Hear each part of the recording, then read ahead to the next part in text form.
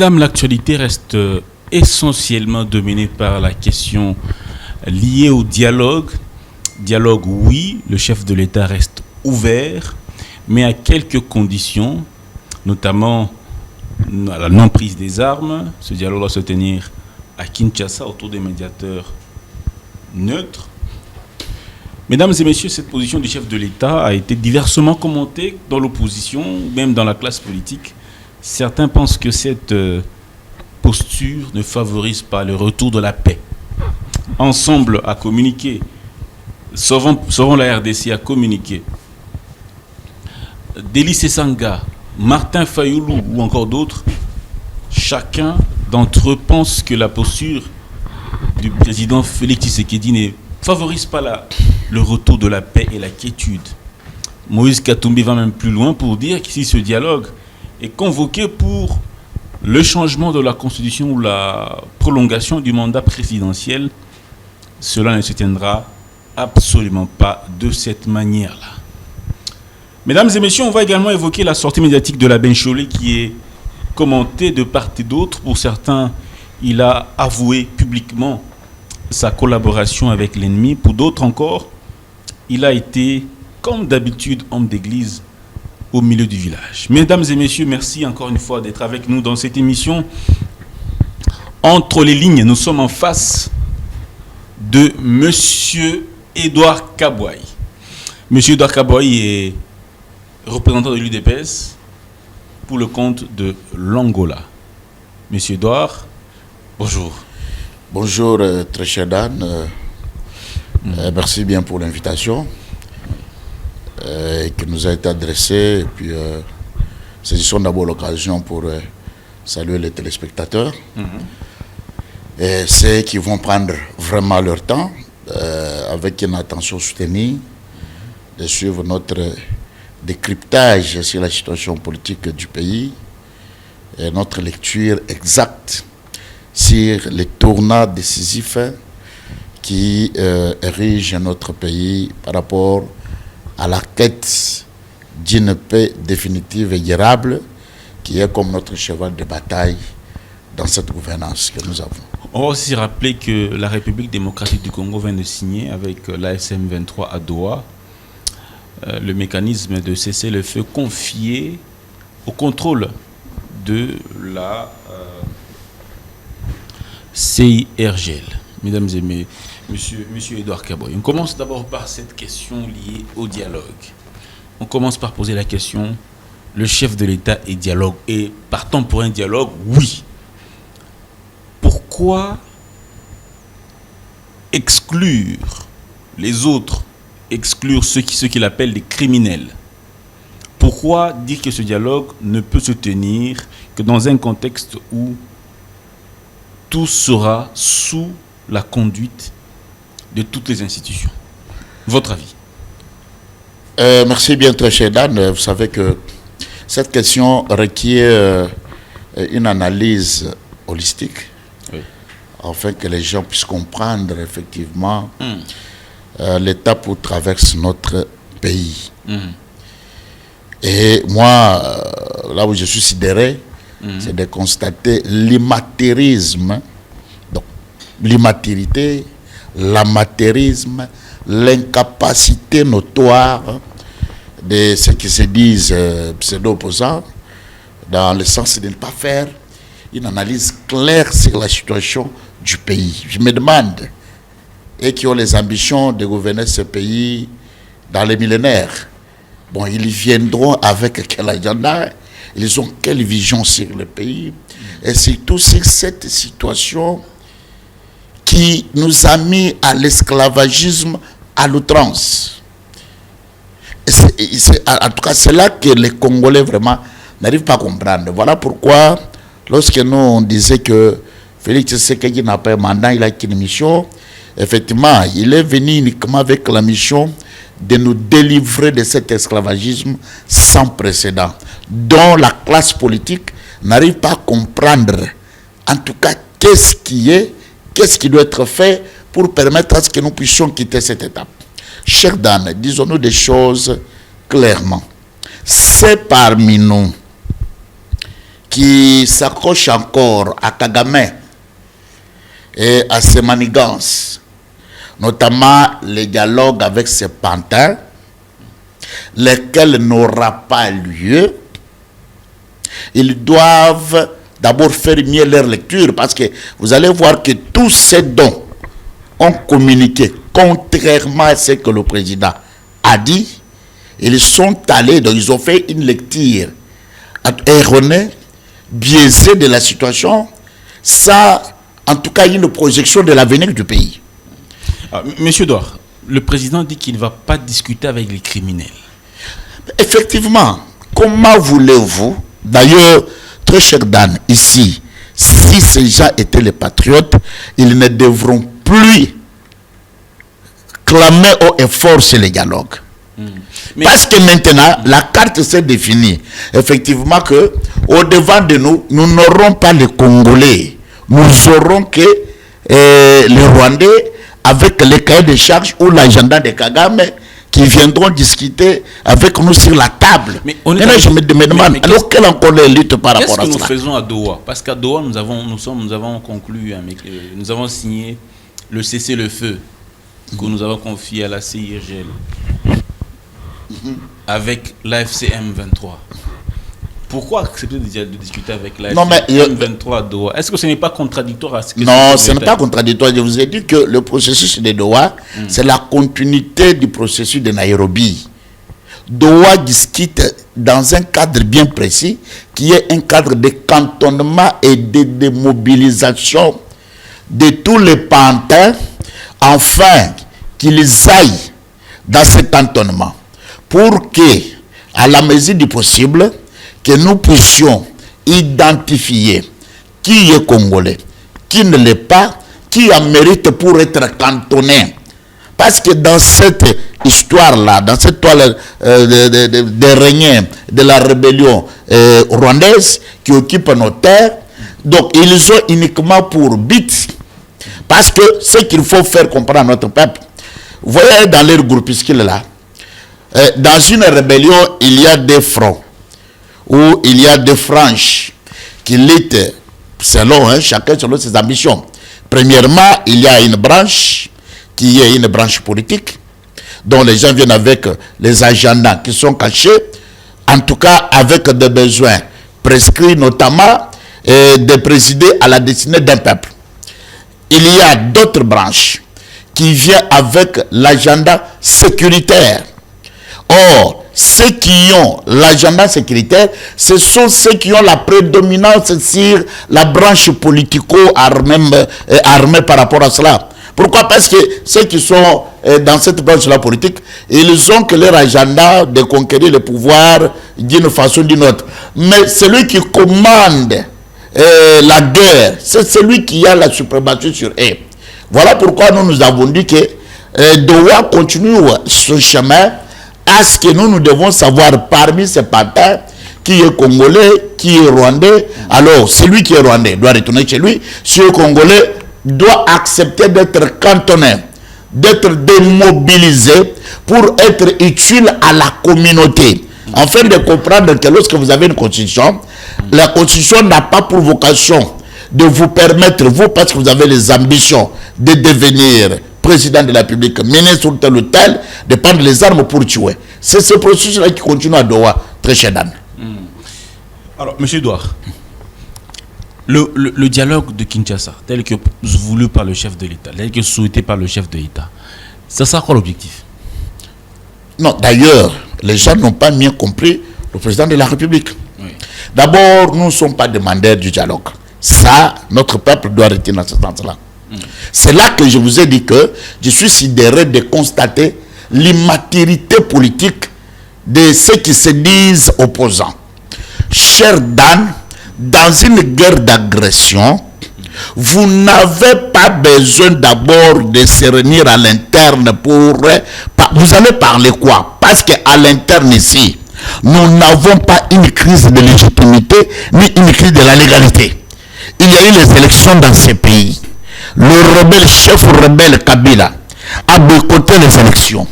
Et une élection qui s'est faite au vu aussi de tout le monde, dans une transparence et participation de tous d'ailleurs. Comme vous le savez, même les organisations internationales qui étaient venues en observation, ils ont salué cet élan démocratique dont nous sommes allés. Ce qui veut dire qu'en l'état, nous n'avons pas une clé de légitimité pour que nous puissions nous mettre autour d'une table pour dire écoutez, nous devons, les législations doivent se laver en famille. Et si tout le monde sait très bien que Félix Antoine Tshisekedi Tshilombo a été élu à la majorité de suffrages universels exprimés. Maintenant, la guerre que nous sommes victimes, cette guerre est une expédition internationale. Parce que Rwanda, c'est un pays voisin.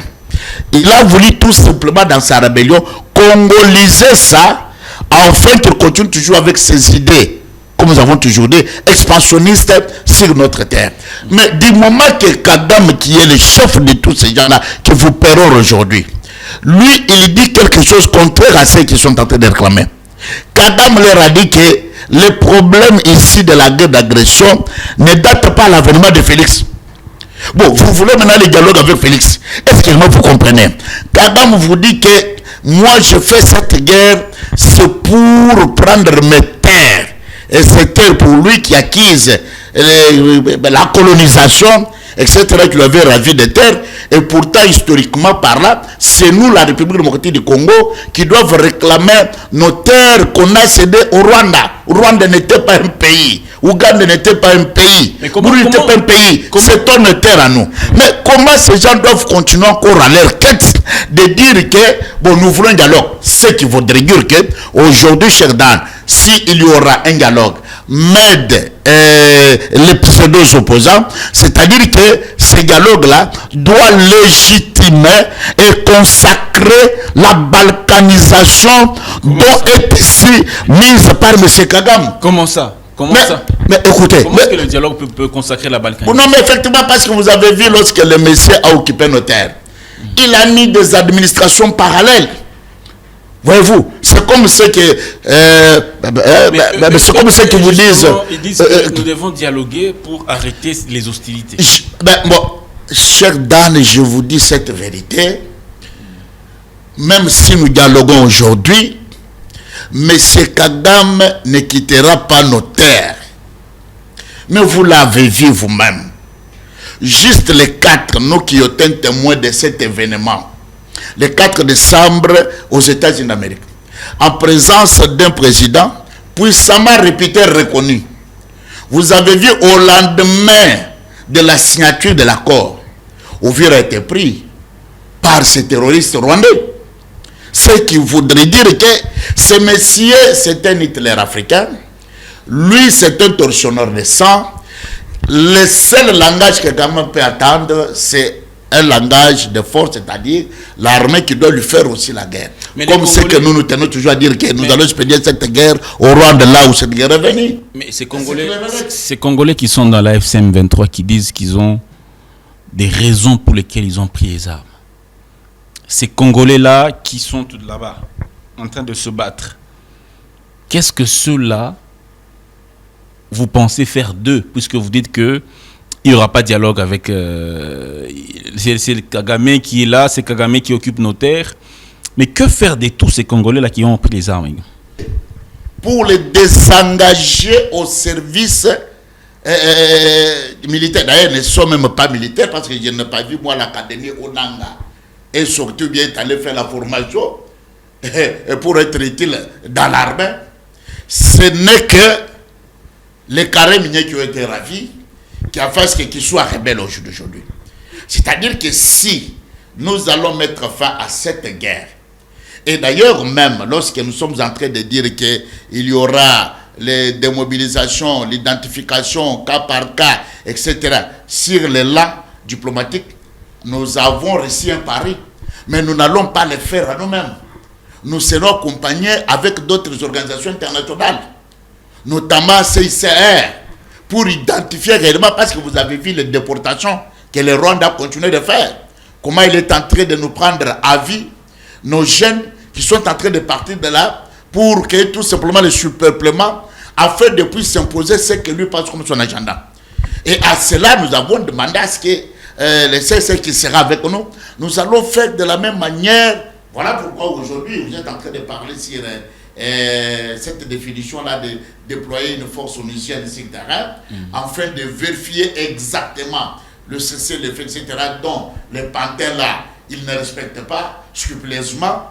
Et c'est dans ce sens-là dont nous sommes en train d'évoluer. Mais à nous-mêmes, en tant que République, un pays souverain, membre des Nations Unies, ce qui se passe sur le terrain, et que vous allez comprendre que maintenant nous sommes en train d'expliquer cette guerre.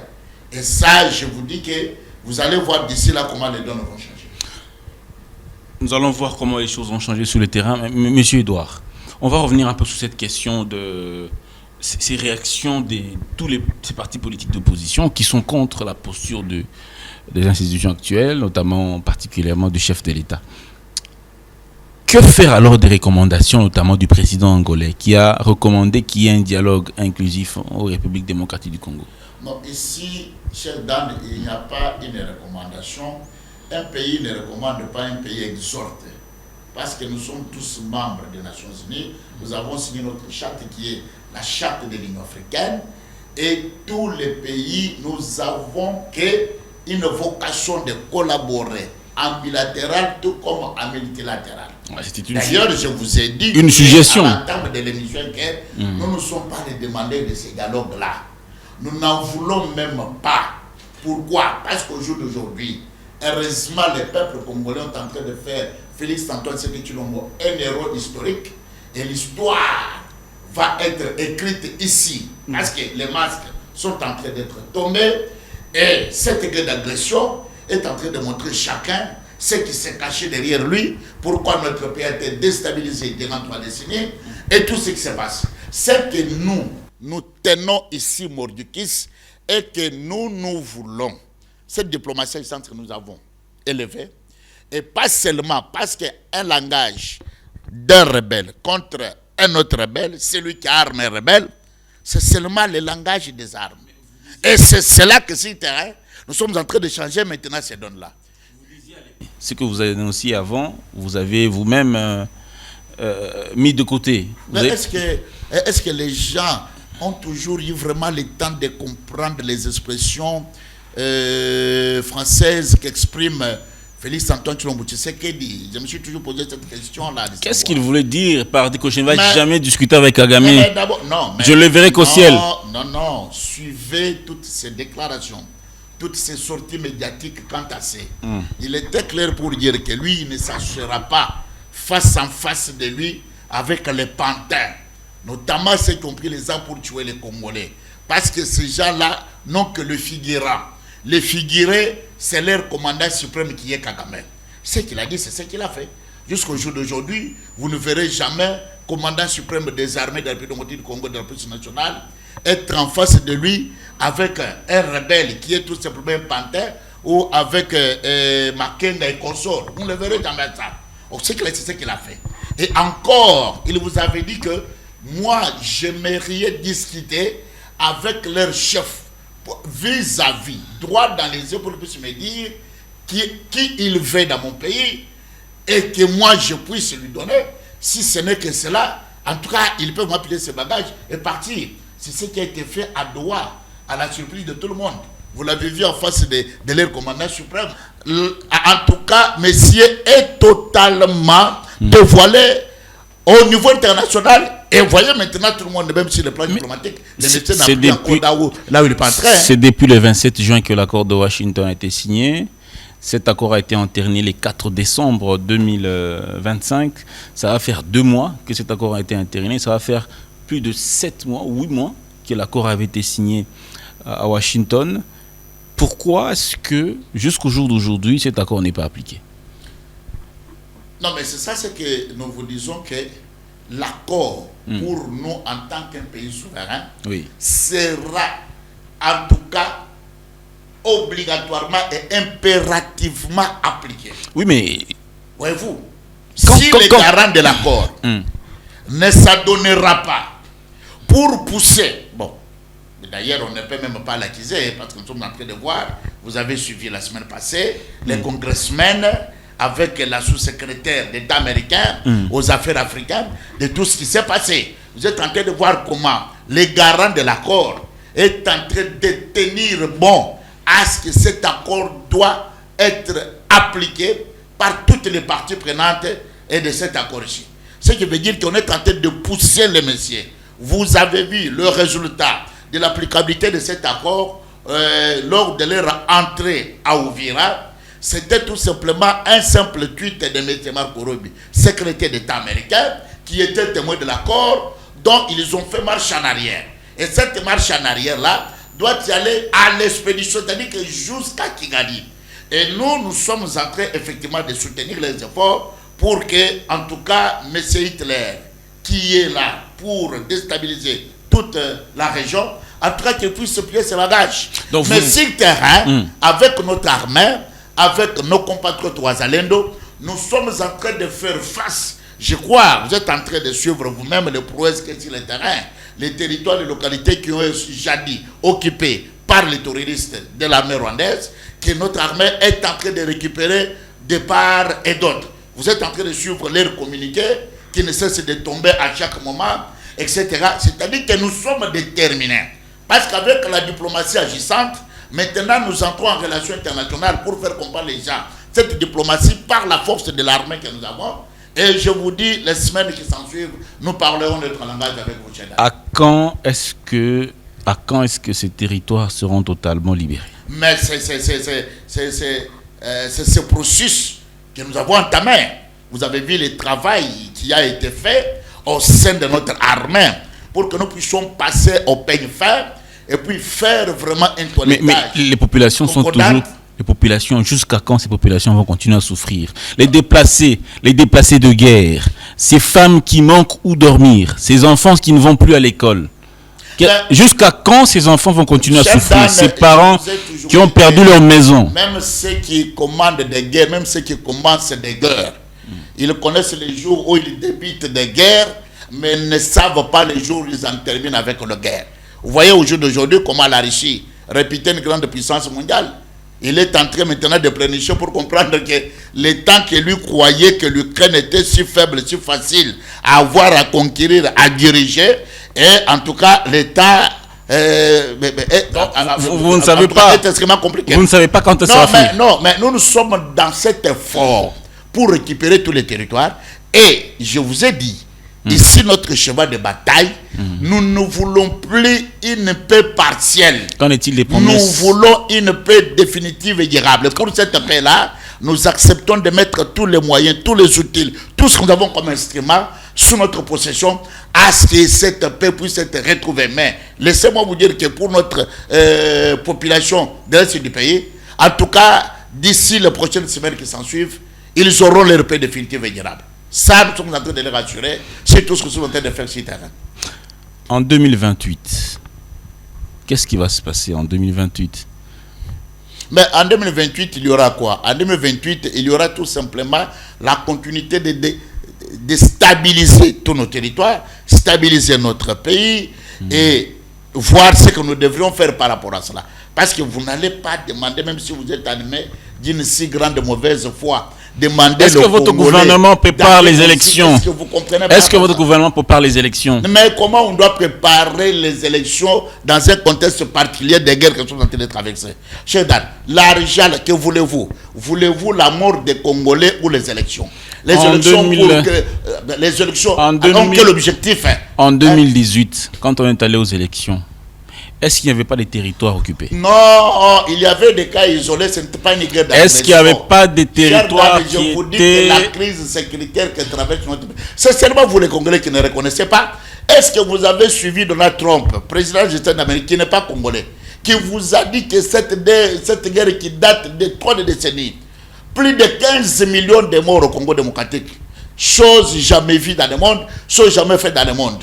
Bon, vous demandez les Congolais là qui succombent tous les jours, parce que Dieu nous a fait Congolais, il a mis sous nos terres des choses que nous avons, nous devons payer le tribun par rapport à cela. Et après, c'est bon, maintenant, les Congolais là qui meurent, ils sont moins Congolais que les Congolais qui restent vivants. Donc c'est-à-dire que vous, de priorité, pour vous, c'est les élections. Mais les élections avec qui et pour qui? Oh, les élections, on l'a toujours fait pour le peuple et par le peuple. Mais le peuple là est maîtrisé, le peuple là est maîtrisé, le peuple là est assassiné, est violé. Vous demandez à ce peuple là de servir. Or, il faut dire cette vérité. Il n'y aura pas élection. Il faut dire cette vérité à notre peuple. Il n'y aura pas élection. Faire les élections dans ce contexte de guerre, cher Dan, c'est cautionner la balkanisation pure et simple. Pourquoi? Parce qu'aujourd'hui, le Congo n'a pas encore ses 26 provinces dans son entièreté. Depuis que nous avons hérité cela à l'indépendance avec nos pères de l'indépendance. Et vous allez demander aujourd'hui les territoires sous-occupés par l'armée rwandaise, l'administration parallèle mise par l'armée rwandaise, les 2 provinces qui sont encore importantes à la République, qui sont sous occupation, vous demandez à ces gens-là, bon, qu'il y ait les élections. Bon, si il y aura les élections en 2028, bon, ces gens-là voteront comment? Bon, ça veut dire alors, comment ils seront aussi? Ça veut dire qu'aujourd'hui, vous confirmez qu'il n'y aura pas élection. Non, mais disons les choses telles qu'elles sont. Ce n'est pas Félix Tshisekedi qui a créé cette situation. Ça veut dire qu'il n'y aura pas la paix avant 2028. Non, mais je vous dis que même si il y aura la paix avant 2028, mais cher Dan, est-ce que comptabilisez-vous le nombre de déplacés? Parce que ces gens-là doivent retourner dans leur maison. Ils doivent retourner dans leur case. Ils doivent d'abord essayer comment de se ressourcer, de se réhabiter, même par rapport à leur santé.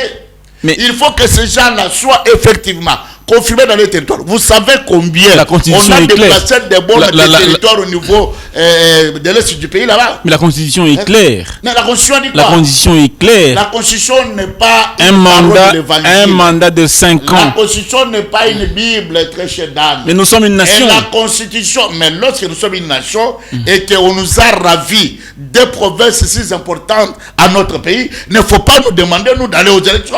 Mais attendez. Nos élections, on va les faire quoi? La Constitution est claire. On organise les élections après 5 ans. Après chaque 5 ans. Après 5 ans, continuez avec cet article-là. Alors, si on arrive au bout de 5 ans, mais continuez, nous devons organiser des nouvelles élections. Mais effectivement, pour qu'il y ait de nouveaux animateurs. Nous devrions organiser les élections lorsque toutes nos provinces nous appartiennent.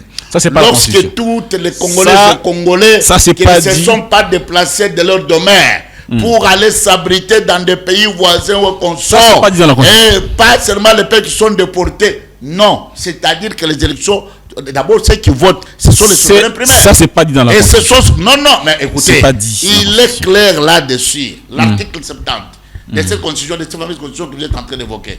Mais ils les ont dit pas seulement dans la première paragraphe dont vous êtes en train de se limiter, de demander les 5 ans renouvelables, mais continuez parce qu'on dit que le président de la République reste en fonction jusqu'à l'élection d'un nouveau président élu démocratiquement. Or, pour qu'il y ait les élections démocratiques, c'est-à-dire que c'est le peuple qui doit sortir pour aller voter. Maintenant, ces peuples-là, ils sont encore avec des cicatrices, ils sont encore avec des plaies, ils sont encore avec des traumatismes.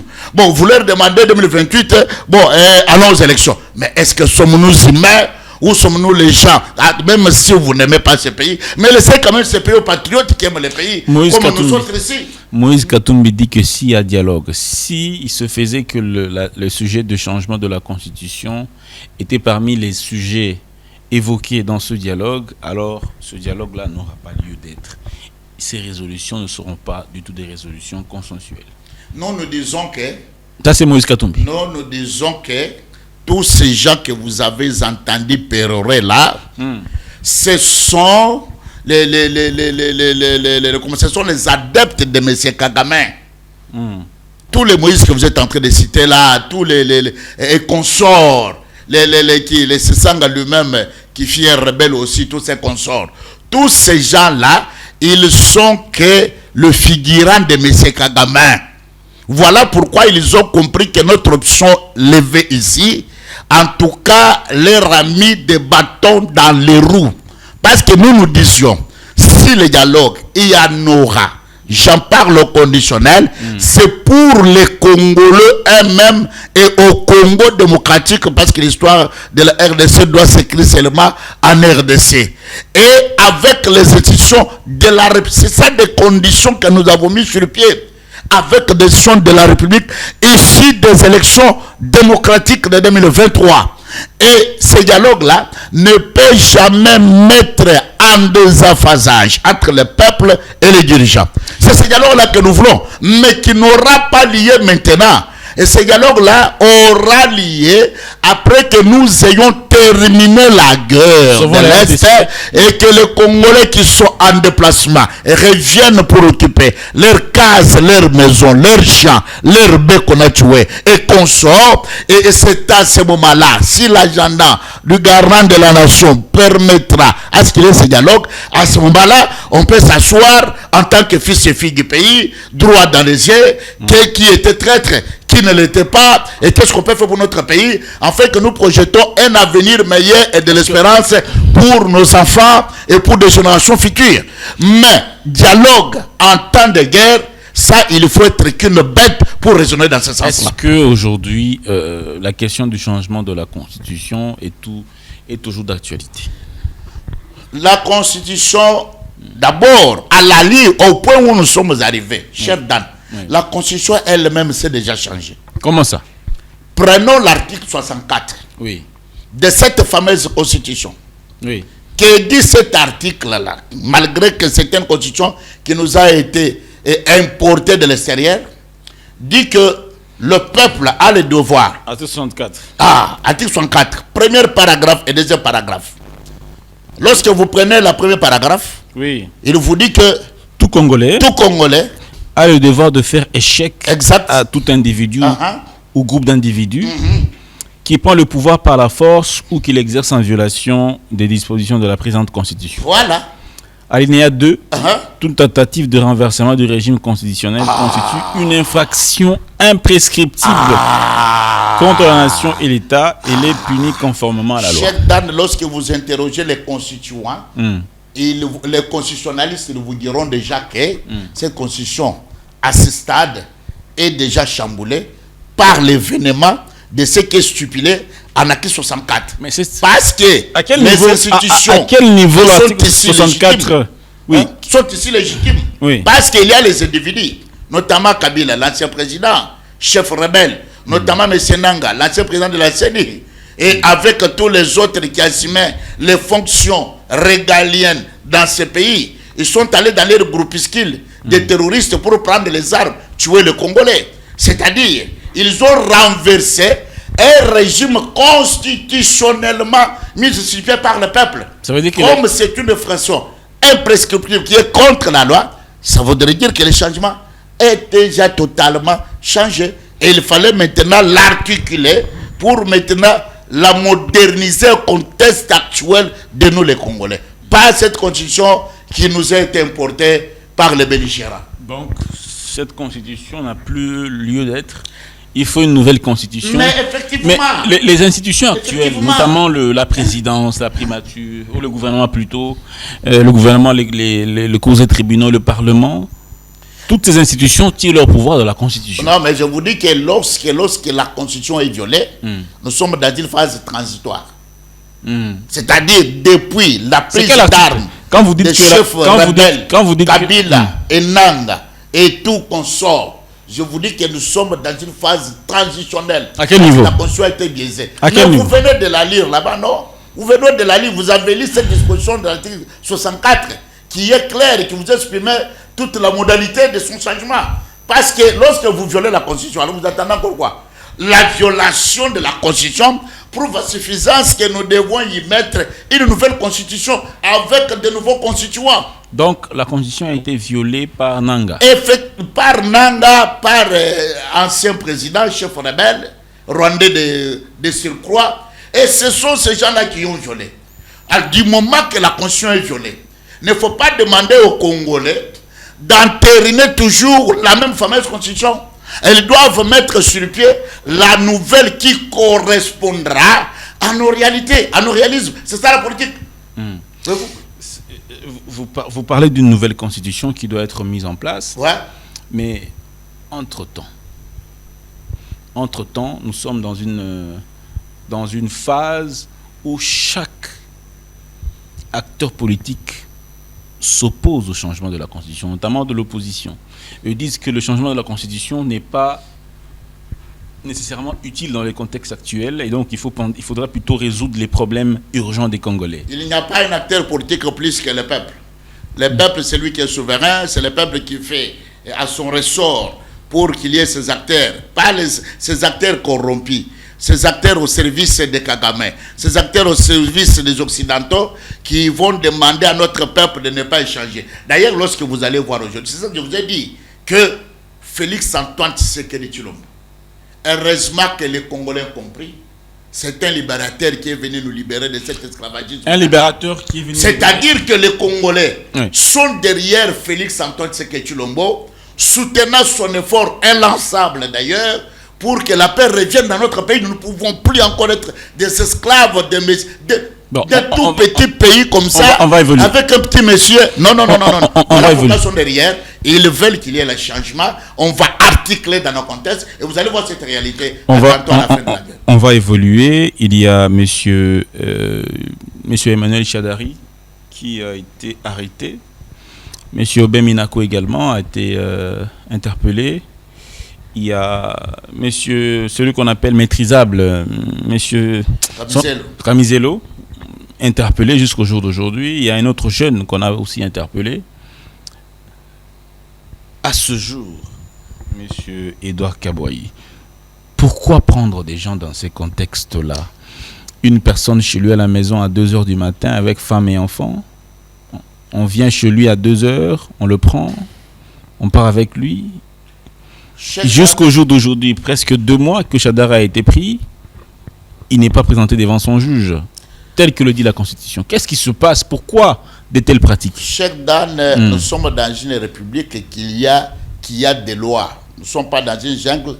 Des lois, ni même pas dans une république des lois qui ne sont pas respectées apparemment. Non, cher Dan. Pourquoi avons-nous le ministère de l'Intérieur? Pourquoi avons-nous le ministère de la Justice? Mais la Pourquoi avons-nous le ministère régalien?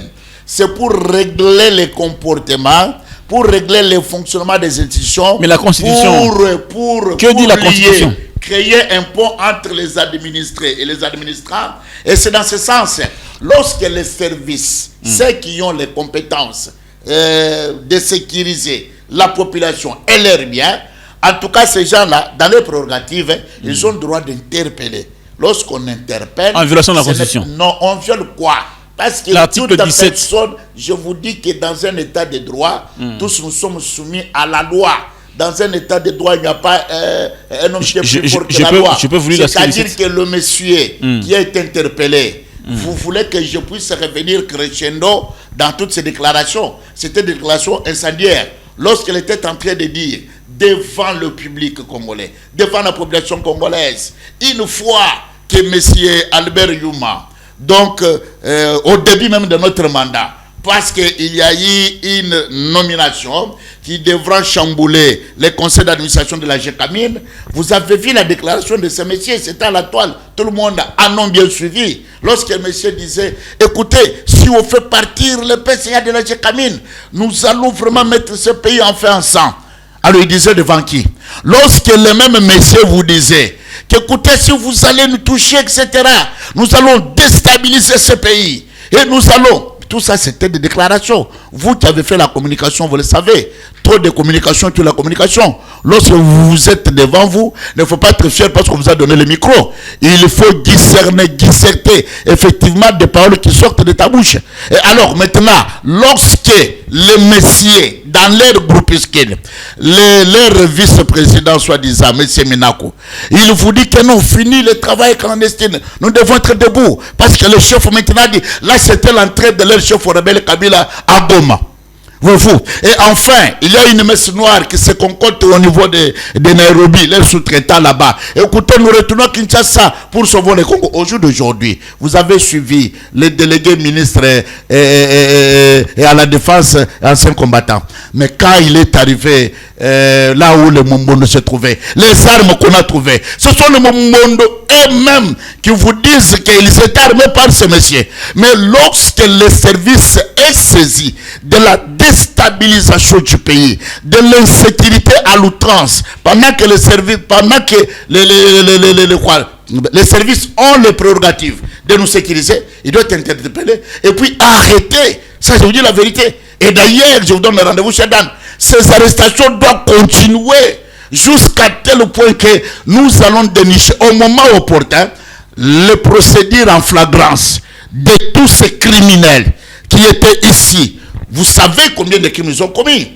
Ils ont voulu même à l'attentat à la survie du président de la République. Combien de coups d'État que nous avons ratés ici à Kinshasa? Combien de complots qui ont été concoctés pour déstabiliser les institutions de la République? Alors vous allez demander aux services qui ont la charge de nous sécuriser pourquoi vous allez les interpeller la nuit. Les services n'ont pas l'air d'interpeller Chedan. Les services à tout moment dont il y a les indices d'information, de sécurité et de déstabilisation du pays. Mais vous devez être interpellé et arrêter d'ailleurs. Et c'est effectivement. Alors, une question peut-être pour finir. Monsieur Edouard Kaboyi, on est à la fin pratiquement de l'émission. Alors, Monsieur Edouard Kaboyi, une dernière question. Dites-nous aujourd'hui, au jour d'aujourd'hui, quel est l'aspect positif? Quels sont qu'est-ce que vous gardez de positif de la part de la Cinco? Qu'est-ce que vous gardez de positif, d'acceptable? Depuis que nous avons connu ces gens, ce sont les complotistes. Ces gens, ce sont les meurtriers. Non, je parle de positif. Non, mais avant pas de négatif. Non. Mais c'est ce que je vous dis. Il ne faut pas me pousser moi de dire ce que vous voulez. Moi, je dis ce que je décris. Ma question est celle de savoir. Il n'y a pas de positif dans les chefs ou juste une seule. Opposants là. Un seul aspect. Non, mais quel aspect positif dans ces pays? Un seul. Il était toujours les troubles faits. Dans ces pays, il n'y en a pas. Même quand vous étiez à l'opposition. Même quand vous étiez à l'opposition. Il ne faut pas confondre. Il n'y a pas une opposition républicaine dans ces pays comme l'UDP Tshisekedi.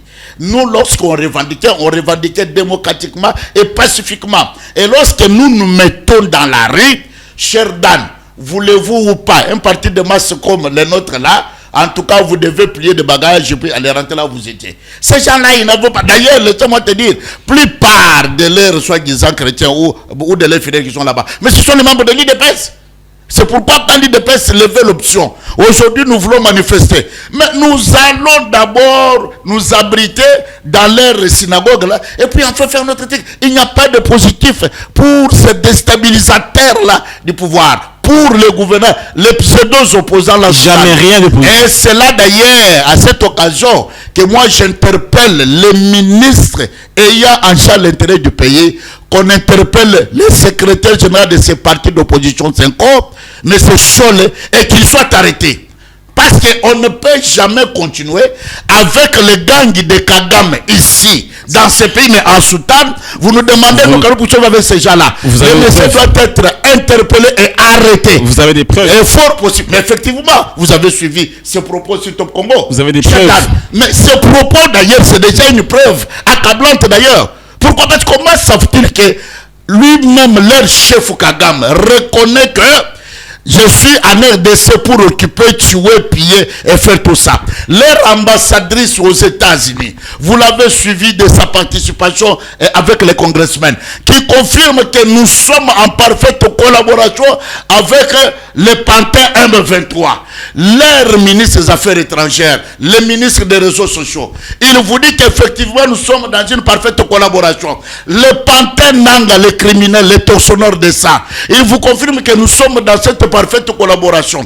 Enfin, c'est l'opposant en Soudan, mais le secrétaire général d'un parti politique d'opposition nommé Senko, qui passe sur les ondes de Top Congo pour vous dire que non, ça c'est l'intelligence artificielle. En bon, alors si réellement si dans ce pays, nous avons le ministère de l'Intérieur, le monsieur doit être interpellé et arrêté. D'ailleurs, il faut convoquer même les noces apostoliques pour qu'ils viennent passer aux affaires. Merci beaucoup, Monsieur Edouard Kaboyi. On a terminé, on a fini. L'équipe me dit déjà qu'on a épousé toutes nos minutes. Le temps prévu pour cette émission a donc été écoulé. Le temps a été écoulé. Nous vous disons énormément merci. Merci d'avoir été de nôtres. Nous espérons que ça ne sera pas la dernière fois. Nous allons à nouveau vous recevoir. Peut-être à l'occasion. Non, Chedan, laissez-moi placer mot pour notre peuple. Pour leur dire que cette guerre, à la différence avec des guerres précédentes, ça ne finira pas comme ça finissait l'autre fois. par des accords qui n'étaient pas vraiment à l'intérêt de la population. Et je crois que nous sommes en train de mettre tout sur pied avec le commandant suprême des armées, dont je demande à notre peuple d'être derrière lui, parce qu'il n'y a pas une armée puissante plus que le peuple. Le peuple avec son président, nous devons changer le paradigme de notre pays. Et ce Congo doit être totalement, en tout cas stable dans toutes ses provinces. Ce qui voudrait dire que la couronne de dignité sera d'ici là sur la tête du Congo. Et vous allez voir que ce qu'on nous a ravi l'opprobre là, nous serons maintenant dans la joie de vivre dans notre beau pays.